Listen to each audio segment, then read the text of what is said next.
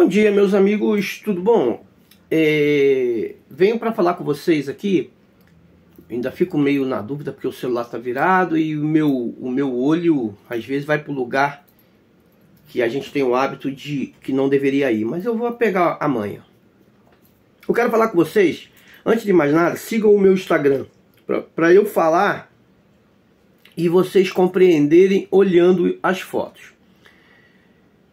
Foco _ aleatório. Ponto. Eu estou fotografando esporte. Eu estou fotografando em dias ensolarados. Que é algo que eu não posso lhe afirmar.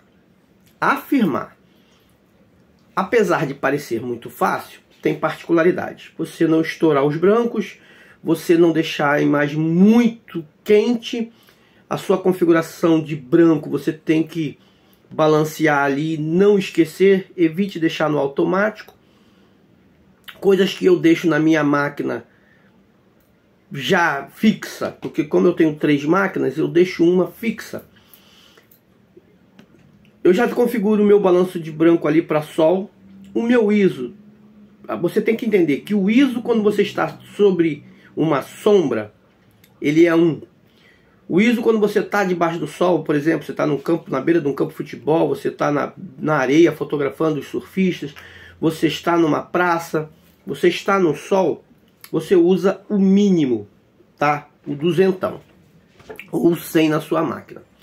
Outra coisa que você tem que entender, que não pode deixar passar em branco, é a sua velocidade. A velocidade tem que ser equivalente. Ah, não tem mistério porque eu uso 125 e tal, mas dependendo da milimetragem da sua câmera, 125 é muito pouco. Então eu uso 1000 a 1250, porque eu fotografo às vezes no 400, às vezes eu fotografo no 300, às vezes eu fotografo no 100. E eu uso, como eu estou fotografando movimentos e esporte, é uma coisa mais ágil, eu uso o modo TV. Você que é novo fotógrafo, você vai se esbarrar com algum tipo de situação que não é legal. Qual é o tipo de situação que não é legal? Você vai ouvir de alguns fotógrafos antigos: ah, você fotografa no modo semiautomático, você não é um bom fotógrafo. Quando esse cara abrir a boca para falar abrir a boquinha para falar esse tipo de coisa, você nem discute, nem se menospreze. É uma pessoa que talvez tenha umas limitações de cognitividade. A cabecinha do cara tá bem faltando alguns parafusos. Eu tenho que olhar para aqui. Então, ou seja, cara, eu tô apontando a câmera para um lugar e de repente passa alguém do meu lado, eu viro a câmera. Existe variação de luz, o sol está contra, o sol está a favor, às vezes está debaixo de uma sombra. Então, alguns modos semiautomáticos eles ajudam bastante. Vamos dar um exemplo. Quando eu uso o modo AV, você tem o controle sobre a abertura, ou seja, a velocidade fica por conta da câmera. Por exemplo, eu quero fazer uma foto que o fundo fique desfocado, eu faço situações que vai me trazer mais flexibilidade. Geralmente eu uso o ISO no automático quando eu estou em um lugar que a variação de luz é muito grande. Ou seja, imagina você estar dentro de uma festa, num culto, numa igreja, num ambiente que você teatro, ou num ambiente que você tem muitas variações de luz. O ISO automático, ele, cara, imagina você ter um nível que fica assim o tempo todo. Se você tiver uma ferramenta que vai fazer essa compensação para você e o nível vai sempre permanecer, que seria a sua composição, eu acho que é bem interessante. Deixa eu fazer uma coisa aqui para melhorar a minha forma de comunicação. Agora tapei a minha câmera, eu acho que vai dar bom agora, porque aí eu não fico tentado a olhar para mim mesmo. Estou usando a câmera frontal do celular. Acabo trazendo uma sensação de agonia. Lembrando que esse vídeo é para fotógrafos iniciantes, ou seja, tão iniciantes quanto eu. O que eu quero trazer para você? Eu também tenho o Carioca VIP de tudo um pouco, eu coloco nos dois canais. O que eu quero trazer para você? Tem uma discussão muito grande em relação ao semiautomático. Agora tem uma questão que as pessoas ficam menosprezando as outras por causa de equipamento. Ah, esse aí é um fotógrafo fuleiragem. Cara, o que importa é o quanto você traz de capital para sua casa, quanto você colabora para sua residência em relação ao trabalho. Beleza? Ponto. Aí eu quero dizer para vocês o seguinte, vamos pensar na situação que tem acontecido comigo e não vai acontecer mais, porque eu já estou treinando o meu olhar. Quando você está fotografando um ambiente, tipo surf, eu quero que vocês entendam, você tem a questão da paisagem num todo. Configure a sua máquina para fazer a medição pontual, ou seja, ela vai medir aonde você apontar ali o seu foco, a mira da sua câmera. Quando você apontar para o centro da sua câmera, ali ele vai fazer a medição pontual. Se você vai fotografar uma paisagem, usa matricial. Uma paisagem, por exemplo, você quer pegar uma paisagem, ela vai medir toda a luz de todo o ambiente, pelo menos na maior parte do quadro. E quando você vai fotografar um ponto específico, por exemplo, o surfista em cima da onda, o surfista pegando um tubo, o surfista fazendo manobra, você tem variações de luz muito grandes, ou seja, às vezes o surfista ele está iluminado, às vezes o surfista está na sombra. Mas os seus olhos, lindos olhos, estão compensando toda aquela imagem. Você gostaria de que aquela imagem que você está vendo saísse na fotografia. E não é isso que acontece na prática muitas das vezes. Ela acontece o quê? O teu assunto, que seria o surfista, sai no escuro. Então você vai fazer o seguinte, quando você for fotografar, você bate o primeiro clique, você vai ver que ele está subexposto, está no escuro. Então você aumenta a sua medição, bota mais um, bate outra e verifica se o surfista ficou exposto. Ah, mas o fundo vai estourar. Se o assunto que é relevante à foto é o surfista, é o que importa. Depois na edição você conserta o fundo. Não, vai dar, a maioria das vezes vai dar tudo ok. Então você colocando a medição pontual, ou seja, no centro do quadro, ela vai avaliar a luz ali. Se você botar ela matricial, ela vai avaliar e vai equilibrar, sendo que o surfista vai ficar no escuro. Sendo um skatista, sendo um esporte que você tem essa variação de luz, às vezes eu estou numa praia que a luz é contrária, às vezes eu estou numa praia que a luz é a favor, então exige a técnica. Ou seja, quando você fizer 1, 2, 3, 4, 5, 20 vezes, 30 vezes, dependendo da sua atenção, você não vai precisar estar olhando no monitor da sua máquina ali, no seu display, se a foto ficou boa. Isso é ruim. Por isso a necessidade de você fazer bastante. Porque quando você chega num lugar, você olha para a cena, você já tem no automático a lembrança de coisas que você já fez e deu bom e deu ruim.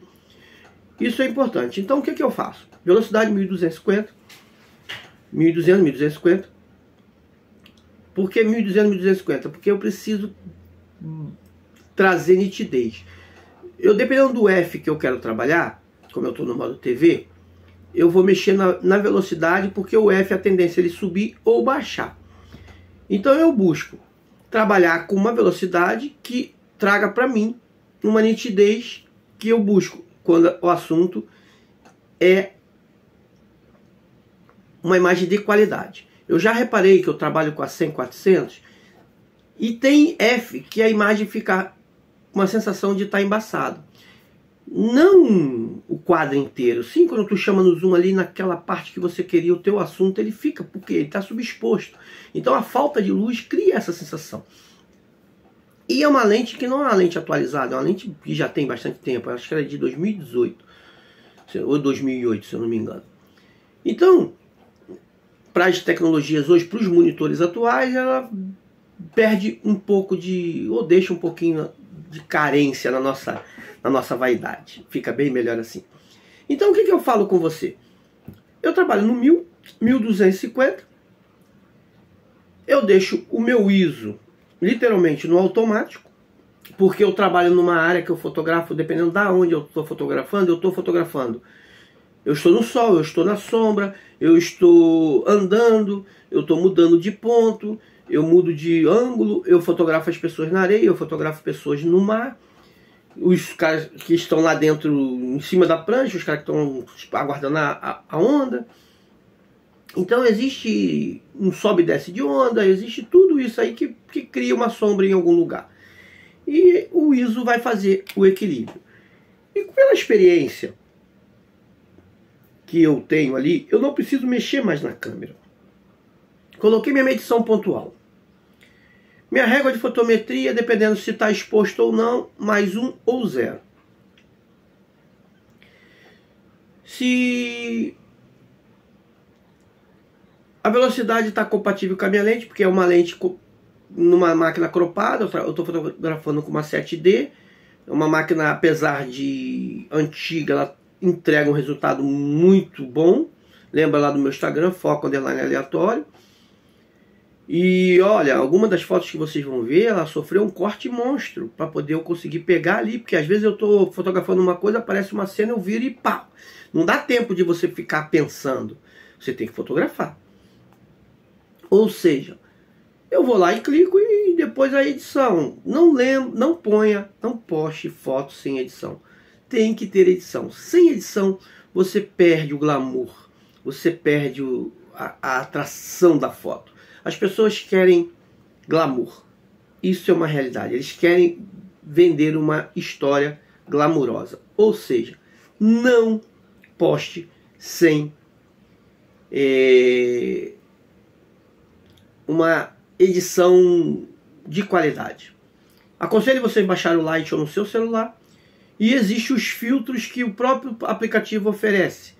Aí você já compra também junto, que é barato, você não vai gastar muito dinheiro, você consegue editar ali.